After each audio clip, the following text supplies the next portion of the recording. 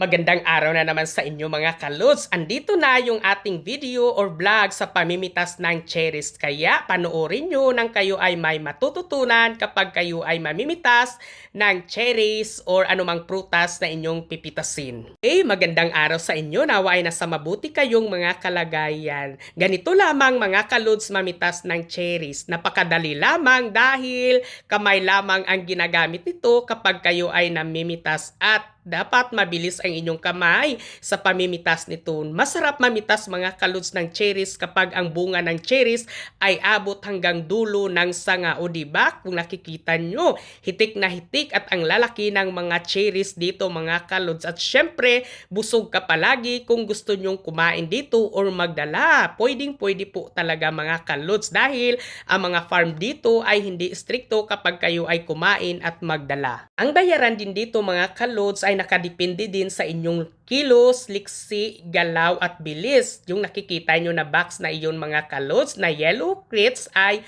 yun ang inyong pupunuin dahil yun ang babayaran ng may-ari. Hindi ko sasabihin kung magkano ang per box pero mga kalods, sulit po ang inyong pago dito kapag kayo ay namimitas ng cherries. At kapag kayo naman ay namimitas ng cherries mga kalods, ay nakadepende din ito mga kalods sa panahon dahil kapag maulan ay hindi tayo pwedeng mamitas ng cherries. At syempre kapag mainit na mainit dito mga kalods ay hindi rin tayo pwedeng mamitas ng cherries. At tingnan nyo naman mga kalods kung gaano kalawak ang taniman ng mga cherries dito. Ang cherries mga kalods ay seasonal lamang ito ang pamimitas. 2 buwan, 1 buwan, nakadepende po sa lapad ng farm or sa lawak ng farm na pipitasan.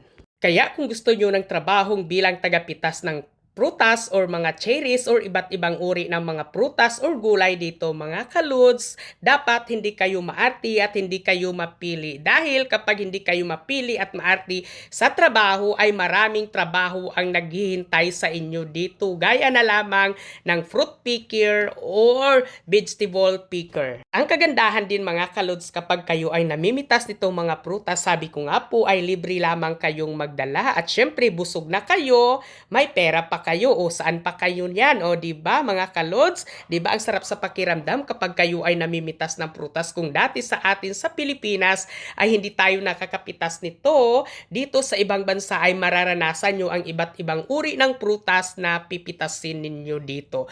So kaya mga kalods, hanggang dito na lang yung ating video. Paki-follow and share naman ito at syempre paki-comment na rin kung saan aabot itong ating video. Maraming salamat, ingat kayo palagi at God bless po sa inyong lahat.